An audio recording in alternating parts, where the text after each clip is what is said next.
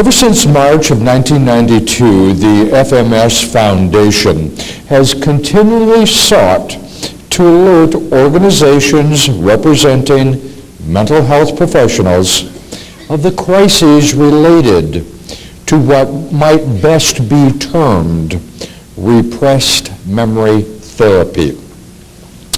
Though the issue of repressed memory has likely received more media attention than any other mental health issue, these professional organizations, the American Psychological Association, the American Psychiatric Association, the National Association of Social Workers, and others, have responded less than responsibly to this crisis.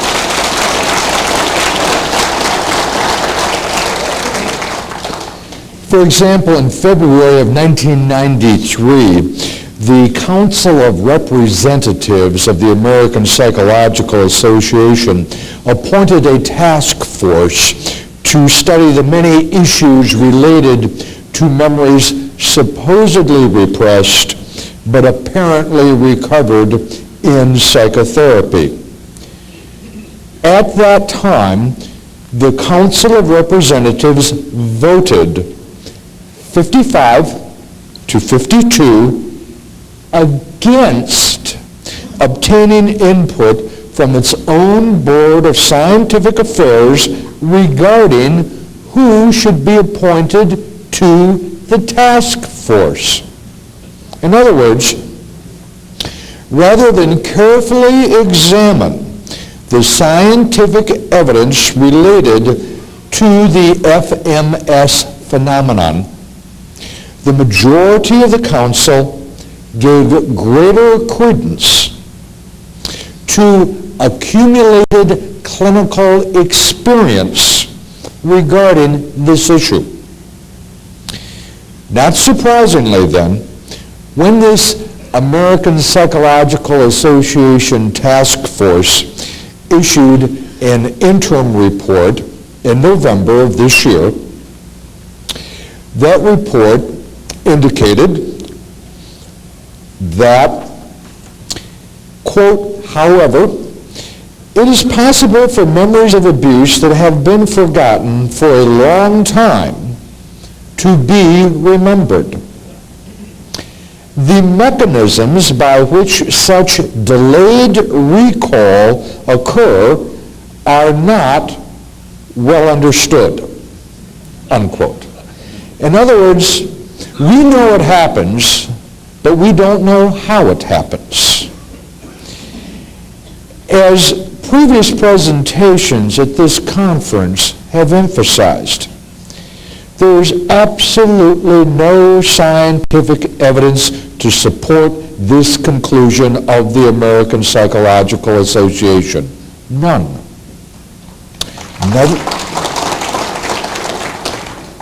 Nevertheless, accumulated clinical experience still enjoys a reputation much more favorable than it deserves, and simultaneously, scientific evidence is regularly ignored.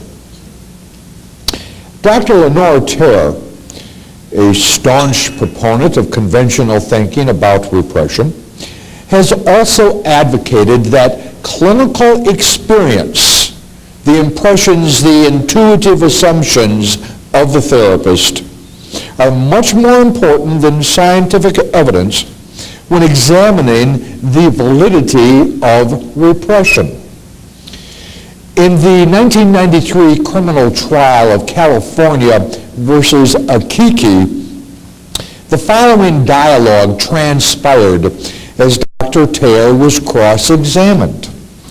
Question: is there some question about the scientific validity of the theory of repression? Yes or no?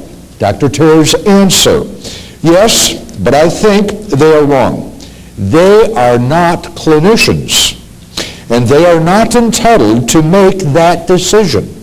Question: is it your position that only clinicians can make a decision concerning the scientific foundation of psychiatric or psychological principles? Answer: not all principles, but repression is a clinical principle, and I thought we were talking about repression. Question: is it your position that repression can only be addressed by clinicians and not by researchers? Answer: the kind of researchers that are bringing this to question, sociology researchers who are doing cognitive psychology experiments, are not the ones who can make a value judgment on repression. It is the clinicians who can. Unquote. The kind of thinking advocated by Dr. Terr is tantamount to practicing physicians insisting biology, chemistry, we don't need these basic sciences to support our clinical work. We'll just wing it on our own.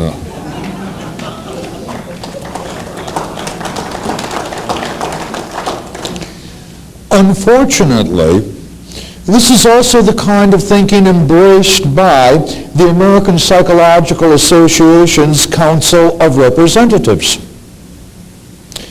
Another sobering development involving the American Psychological Association occurred in mid-1993. At that time, the Division of Family Psychology proposed the following amendment to the ethical principles of psychologists and the related code of conduct. Quote, psychologists discuss with clients or patients as early as is possible the possible impact of therapy on close interpersonal relationships, unquote. Some members of the Division of Family Psychology responded positively to this proposed change in the ethical code. Others were at best lukewarm, but still other members of the Division of Family Psychology expressed grave concerns that, quote, the proposed wording could leave the therapist open to all kinds of lawsuits by persons who might be negatively impacted by a change in relationship of a client who is working on relationship issues in therapy. The example of the False Memory Syndrome Foundation was given, unquote. This proposed amendment to the ethical code was rejected, suggesting that political considerations provoked by the reputation of the FMS Foundation can dictate the policy of the American Psychological Association. In other words, the American Psychological Association seems compelled to rapidly revise its collective thinking if it finds itself supporting a position that the FMS Foundation would also endorse. To do otherwise apparently would be politically incorrect. In July of 1994, another interesting development related to the public relations endeavors of the American Psychological Association transpired. Its monthly newspaper, the APA Monitor, reported that its Division of Clinical Psychology was seeking ways to inform both practitioners and the public about psychotherapy treatments that had been proven effective. If these recommendations were actually instituted, the American Psychological Association would be obligated to acknowledge, one, Given the extent to which suggestibility and imagination persistently undermine the reliability of long-term memory, treatments preoccupied with a client's childhood history are doomed to fail. 2, rather than any of its specific techniques, psychotherapy reduces psychological distress as a result of the supportive relationship that therapists provide clients. Therefore, blame and change maneuvers, persuading clients that therapy necessarily blames your family in order to change you, are exceedingly ill-advised. Such maneuvers only manage to reduce the availability of psychological support in the lives of clients while also increasing their dependence on their therapist. There is little likelihood that the American Psychological Association is about to acknowledge the extent to which problems such as these are inundating the ranks of its membership. Instead, the American Psychological Association and other professional organizations respond more to considerations of marketing and public relations while neglecting intellectual honesty. At a time when Congress deliberates massive changes in our healthcare system, marketing and public relations endeavors are compelling priorities for these organizations. In other words, then, it seems evident that the American Psychological Association has responded to the crises of repressed memory therapy in such a manner that, 1, clinical intuition takes precedence over scientific evidence. 2, political correctness prevails over ethical responsibility. And 3, marketing concerns triumph over the dissemination of accurate information.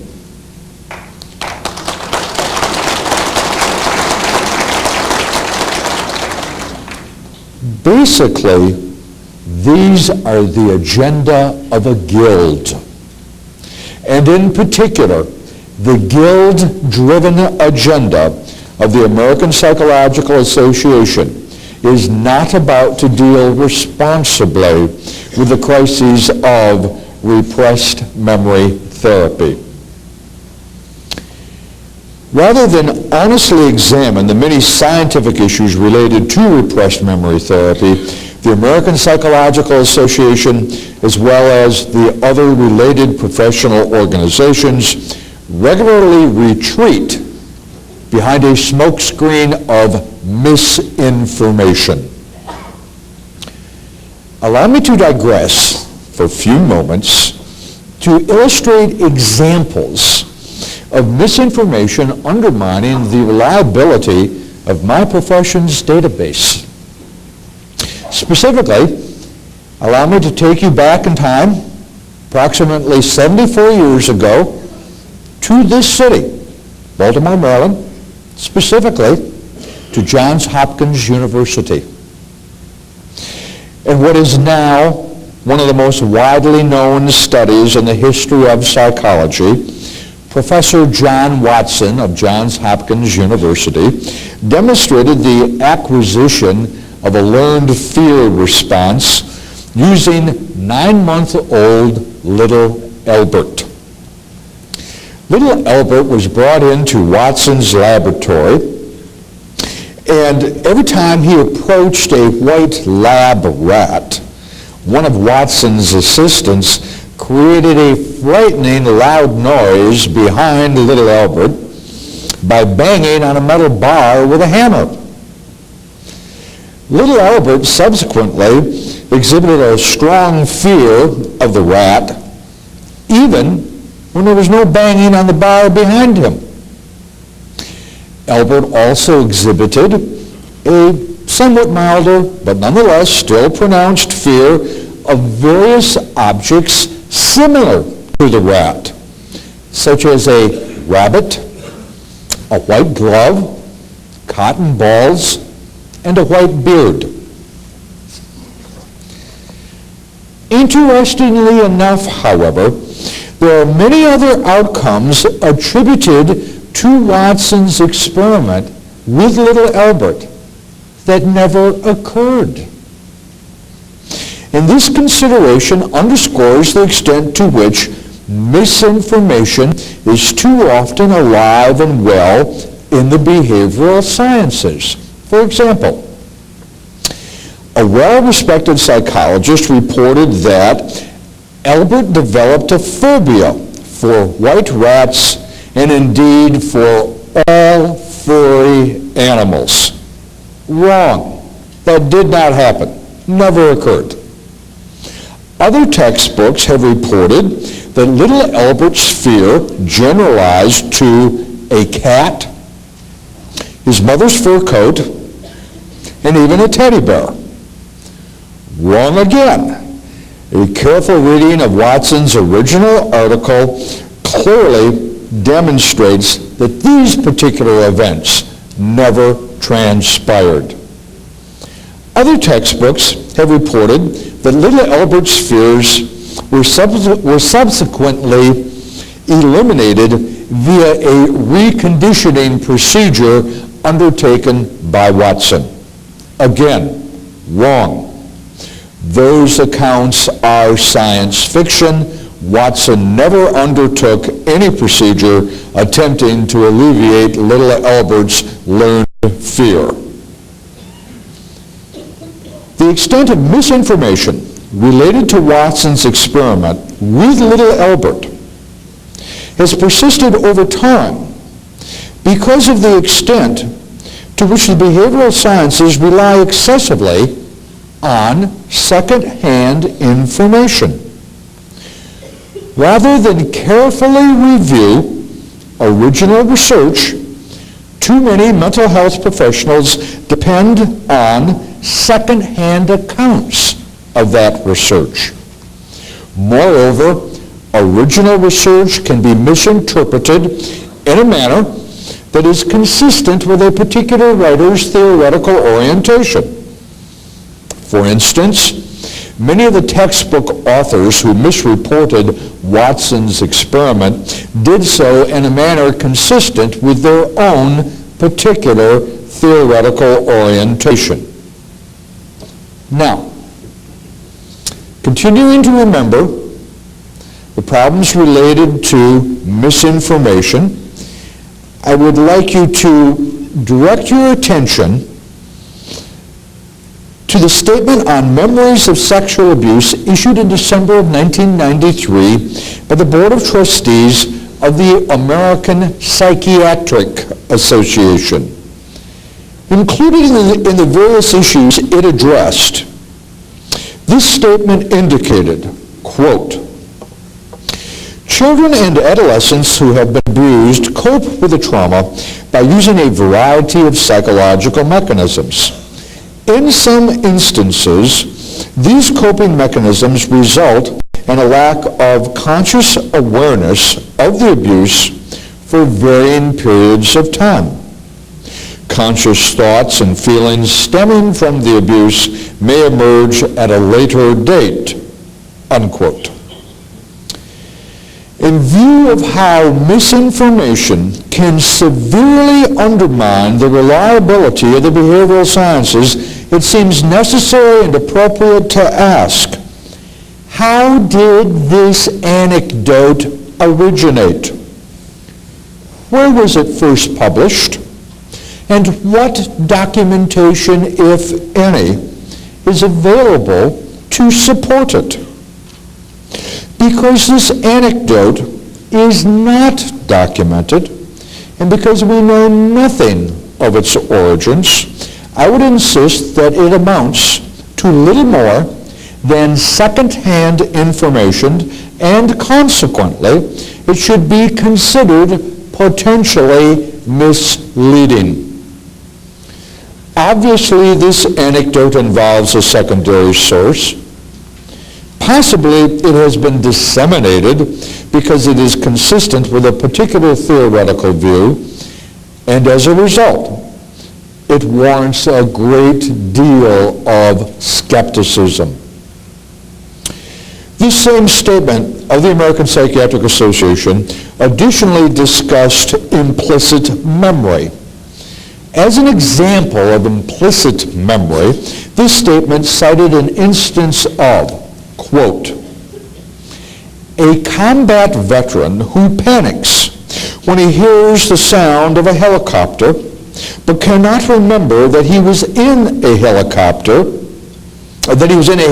crash which killed his best friend, unquote.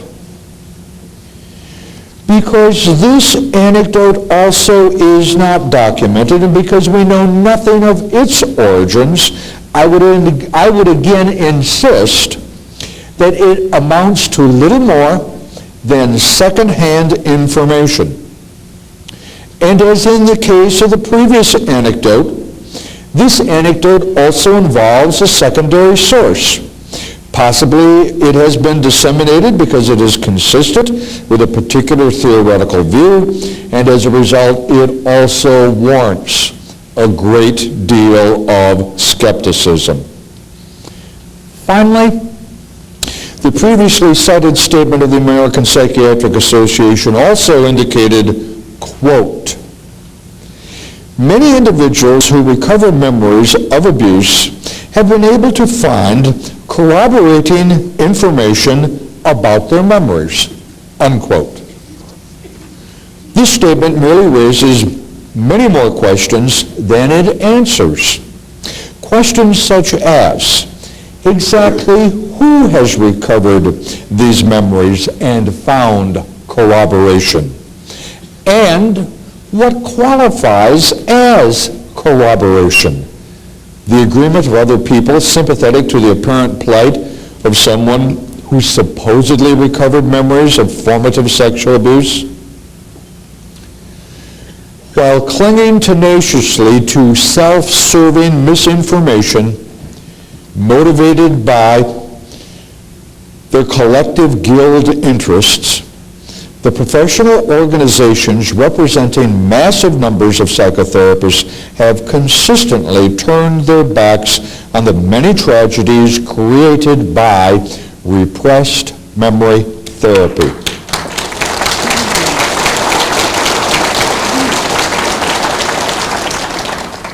Preoccupied with their guild-driven agenda, there is little likelihood of these professional organizations acting more responsibly on behalf of the many, many people falsely accused of sexually abusing their own children.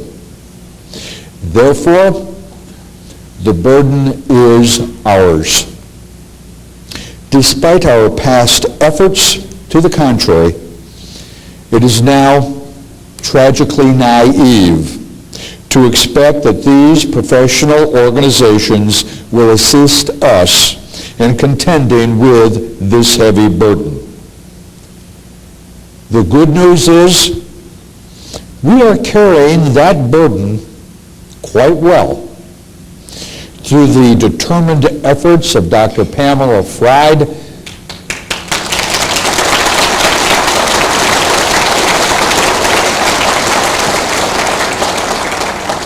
and the FMS Foundation. The mass media have, more often than not, objectively viewed the issues related to repressed memory therapy. The extent to which the media has publicized these issues has profoundly increased the public's awareness about repression and treatment attempts at alleviating its supposed effects. Consequently, the burden is a heavy one. It is a very, very difficult one. But we are shouldering it quite well. And the bad news is the burden is basically ours alone. The good news is we are contending with that burden quite well. Thank you.